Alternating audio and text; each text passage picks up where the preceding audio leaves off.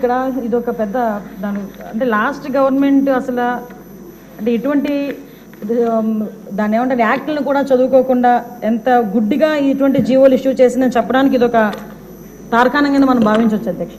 ఎందుకంటే యాక్చువల్గా వీళ్ళని మహిళా లేదా గ్రామ వార్డు మహిళా సంరక్షణ కార్యదర్శుల కింద ఇందాక సభ్యులు చెప్పినట్టుగా జీవో నెంబర్ ఎంఎస్ నెంబర్ 129 ప్రకారం 2019లో వీళ్ళు నియమించడం జరిగింది అధ్యక్ష.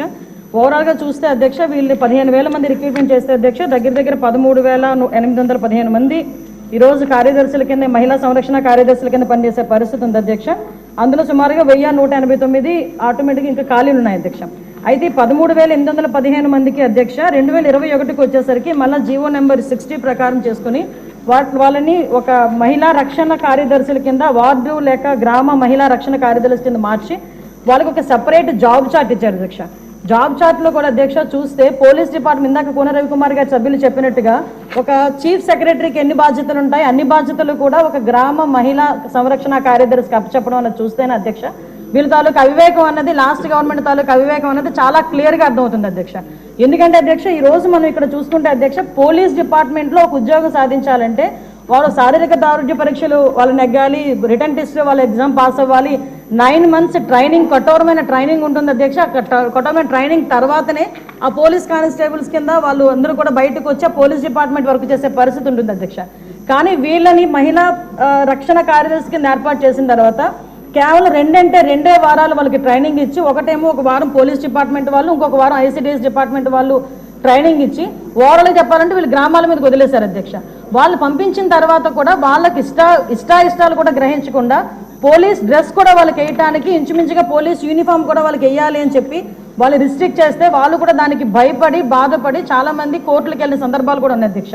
ఈరోజు కోర్టులో దగ్గర 7 రిట్ పిటిషన్లు మహిళా కార్యదర్శికి సంబంధించి ఆ పోలీస్ డ్రెస్ విషయంలోని కానీ వీళ్ళు జాబ్ చార్ట్ ఒక అవగాహన లేకుండా డబ్బులు ఇచ్చుకొని పెట్టుకున్నాడు కదా ఆ మేధావులందరూ కలిపి ఆల్రెడీ 12,000 మంది వీళ్ళు పనిచేస్తున్నారు కదా వీళ్ళని మనం పోలీసుల కింద కన్వర్ట్ చేసేస్తే వాటిని తగ్గించి వచ్చని ఒక ఉచిత సలహా పడేశారు అధ్యక్ష. దానికి వెనకాతలు ఒక పోలీస్ డిపార్ట్మెంట్ మీద ఒక అవగాహన, పోలీస్ రిక్రూట్మెంట్ మీద ఒక అవగాహన, వాళ్ళ తాలూకా జాబ్ చార్ట్ మీద ఒక అవగాహన ఉండుంటే ఇలాంటి పని చేసి ఉండేవారు కాదు అధ్యక్ష. ఈ రోజు వీళ్ళ పరిస్థితి ఏమైపోయిందంటే వీళ్ళు వెళ్ళి రిపోర్ట్ చేయాల్సింది గ్రామ సెక్రటరీకి రిపోర్ట్ చేయాలి.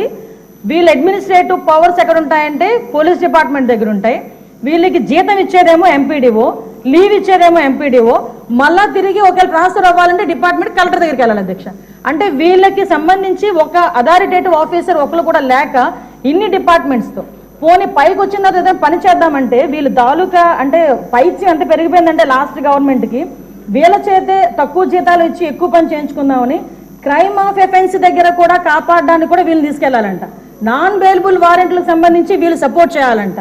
అక్కడికి వెళ్ళి మహిళా సంరక్షణ కార్యదర్శుల కింద మహిళా రక్షణ కార్యదర్శుల కింద అక్కడ ఉన్న అవగాహన కల్పించడం లేకపోతే ఐసిడిఎస్ సంబంధించి ఏదైనా మిడ్ డే మీల్స్ చూడడం అంతవరకు ఓకే. ఆఖరికి పోలీస్ డిపార్ట్మెంట్కి వాళ్ళ ఇన్వెస్టిగేషన్లోని కూడా వీళ్ళు హెల్ప్ చేసుకునే పరిస్థితి కనిపించింది. లాస్ట్ గవర్నమెంట్లో చాలా మంది మాతోనే మొరపెట్టుకున్నారు అధ్యక్ష. మేము ప్రతిపక్షంలో ఉండేటప్పుడు పోరాటాలు చేసేటప్పుడు మాకు సెక్యూరిటీ కింద మమ్మల్ని ఆపడానికి సెక్యూరిటీ కూడా కాదు మమ్మల్ని ఆపడానికి ఈ మహిళా కానిస్టేబుల్తో పాటు మహిళా పోలీసులు కూడా పంపించేవారు. మేము అడిగేవాళ్ళం మీరెవరమ్మా మహిళా పోలీసా మహిళా కానిస్టేబుల్ అంటే మహిళా పోలీస్ అండి అని. ఇందులో విషయం ఏంటంటే అధ్యక్ష చాలా మంది ఏస్ అయిపోయిన వాళ్ళు ఉన్నారు.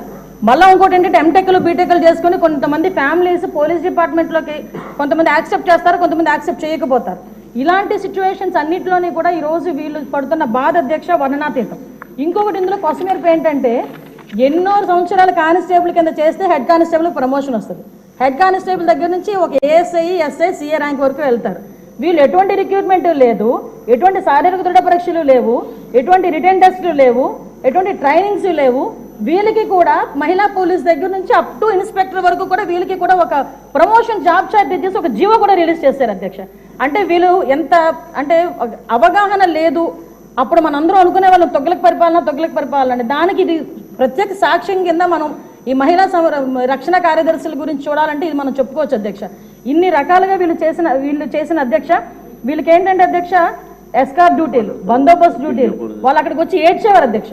ప్రస్తుతం చాలా మంది మేము వచ్చిన తర్వాత కూడా ఇప్పుడు ఈ విషయంలోనే గౌరవ సభ్యులందరూ కూడా చెప్పడం జరిగింది.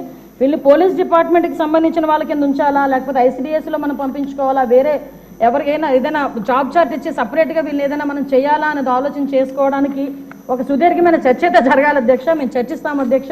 నా అప్పీల్ ఏంటంటే ఇక్కడ గౌరవ సభ్యులందరూ ఉన్నారు, గౌరవ సభ్యులందరూ కూడా ఈ విషయంలోనే మనందరికీ కూడా అవగాహన ఉంది.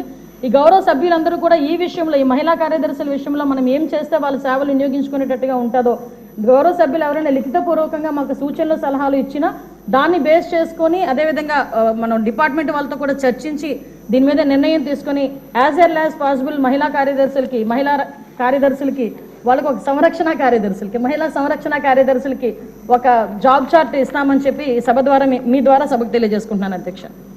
క్వశ్చన్ నెంబర్ 4 అండి. ఈ క్వశ్చన్ దాసరి సుధ గారు, చంద్రశేఖర్ గారు, రూపకాష్ గారు వైసీపీ ఎమ్మెల్యే